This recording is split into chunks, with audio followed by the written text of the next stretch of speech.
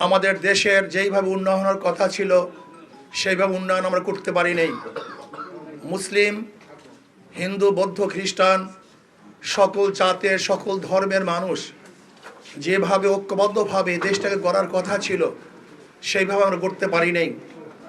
এর জন্য আমি চাই আগামী 12 তারিখে সকল ভোটারগণ হাত পাকা প্রতীকে ভোট দিয়ে বাংলাদেশের অসমাপ্ত কাজগুলিকে ইনশাল্লাহ পূর্ণ করার ইনশাল্লাহ প্রত্যয় গ্রহণ করবে এবং আল্লাহর জমিন আল্লাহর হুকুমত কায়েম করে প্রত্যেকটা মানুষের অধিকারকে ফিরিয়ে দেওয়ার জন্য আমি সমস্ত ভোটারদেরকে আহ্বান রাখব।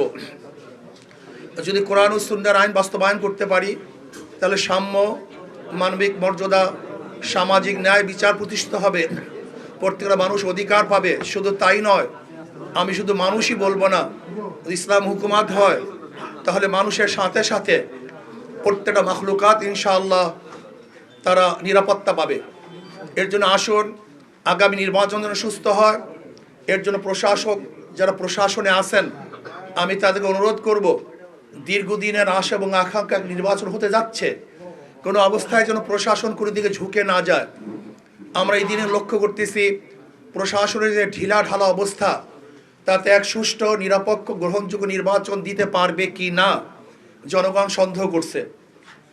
এর জন্য আমি বলবো কোনো অবস্থাতেই যেন কোনো দিকে ঝুঁকে না যায় এবং দখলদারি, জোর, কালো টাকার ব্যবহার যেন কোনো অবস্থাতেই নির্বাচনে না হয়।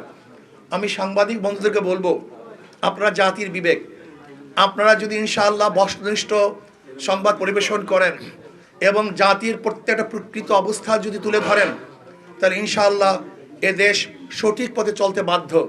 আমরা কোনো অবস্থাতেই বিপথে যাওয়ার কোনো সুযোগ থাকবে না যদি আপনারা সঠিকভাবে আমাদেরকে পরিচালনা করেন।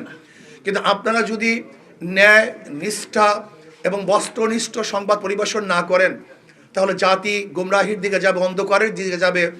সেই জাতিকে কেউ আসলে অন্ধকার থেকে বাঁচাতে পারবে না। এর জন্য আসুন আগামী জাতীয় নির্বাচন, গুরুত্বপূর্ণ নির্বাচন, পুরানো বন্দোবস্তকে পরিবর্তন